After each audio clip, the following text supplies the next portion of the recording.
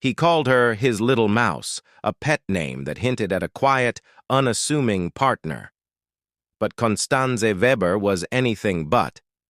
She was the woman who stood beside a musical titan, Wolfgang Amadeus Mozart. She was his wife, the mother of his children, his nurse in sickness, and after his death, she became the fierce guardian of a legacy that could have vanished into thin air. This is the story of Constanze Mozart, the woman who fought for a genius and ensured his music would never die. Forget what you think you know from the movies. The real story is far more compelling. Let's travel back to 18th century Vienna. Mozart, the brilliant young composer, arrives at the home of the Weber family. His initial intention? To court Aloysia, the talented soprano. But fate, and perhaps a bit of flirtation, had other plans. His eyes soon turned to her younger sister, Constanze. She wasn't the celebrated singer her sister was. She wasn't from a noble family, and she certainly wasn't wealthy. In fact, to Mozart's father, Leopold, she was a complete scandal, a distraction, a poor match for his prodigy son. Leopold wrote scathing letters, warning Wolfgang against the conniving Webers.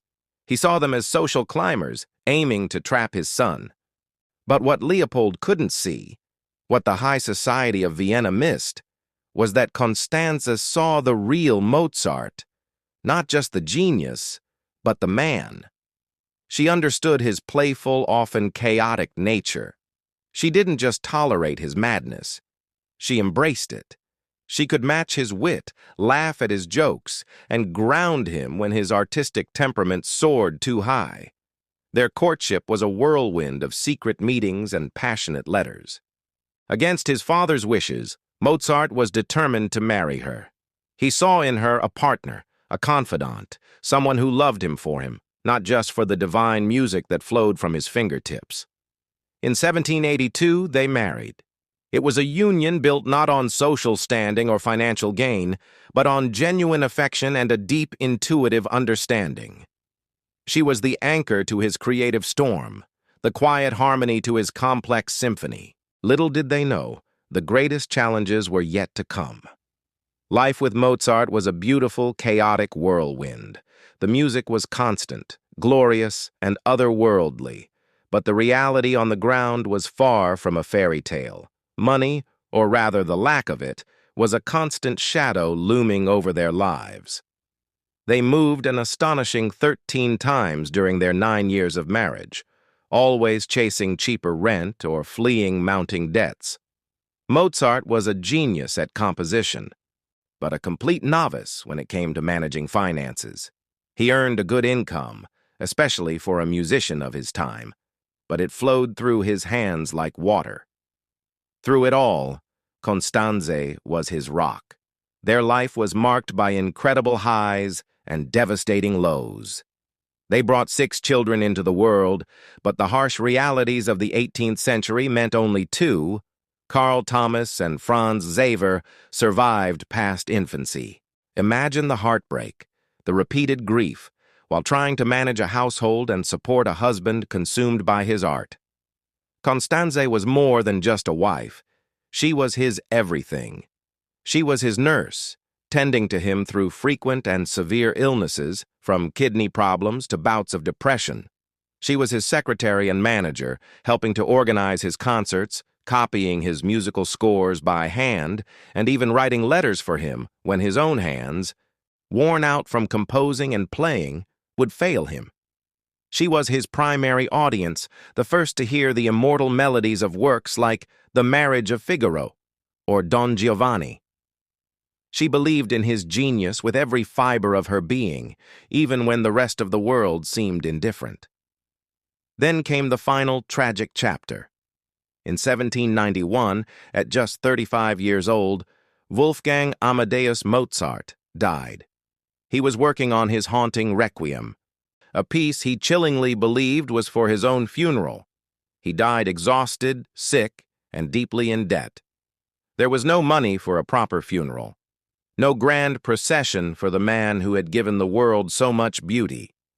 He was taken to a communal, unmarked grave, a so-called pauper's grave.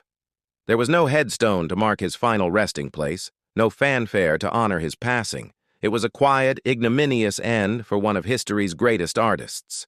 For Constanze, left a widow at 29 with 2 young sons and a mountain of debt, the world must have seemed impossibly bleak. Her genius was gone, his music silenced, or so it seemed. The world had moved on. Mozart was dead, buried, and on his way to being forgotten, just another fleeting artist in the grand tapestry of Vienna. But they all underestimated the little mouse. In the face of overwhelming grief and financial ruin, Constanze didn't crumble. She transformed. The quiet wife and mother became a sharp, relentless, and brilliant businesswoman. She knew the true value of what her husband had left behind, a chaotic pile of unpublished manuscripts, sketches, and fragments. This was his legacy, and she was going to make damn sure the world heard it. Her first move was to settle Mozart's debts. She began meticulously cataloging his work, a monumental task in itself. She then started organizing memorial concerts, performing his music to raise both funds and public awareness. These weren't small affairs. She staged massive productions, sometimes featuring hundreds of musicians and singers.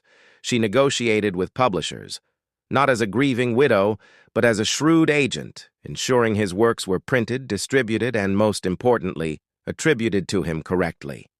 She recognized the power of a good story. With her second husband, Georg Nissen, she co-authored one of the very first biographies of Mozart. This wasn't just a book, it was a PR campaign.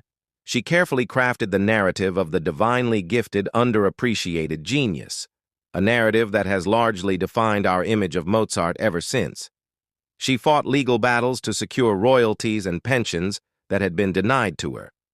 She sold his original manuscripts strategically, piece by piece, to collectors and archives, ensuring their preservation while providing for her family.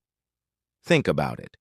Without Constanze, Mozart's Requiem might exist only as an unfinished fragment. Countless symphonies, concertos, and operas could have been lost, sold for scraps, or attributed to lesser composers. The name Mozart might have become a mere footnote in music history. It was Constanze who single-handedly took the scattered notes of a forgotten composer and orchestrated his ascent into immortality. She was the one who kept his name alive, who championed his music, who fought tooth and nail until the world finally caught up and recognized the genius she had loved all along. She wasn't just Mozart's wife. She was the architect of his legacy, the mouse who roared and saved a lion's share of musical history for us all. Thank you so much for joining me on this journey into the life of the incredible Constanze Mozart. If you found this story as fascinating as I did, please give this video a thumbs up and consider subscribing to the channel for more hidden histories. Let me know in the comments who you'd like to learn about next. See you in the next video.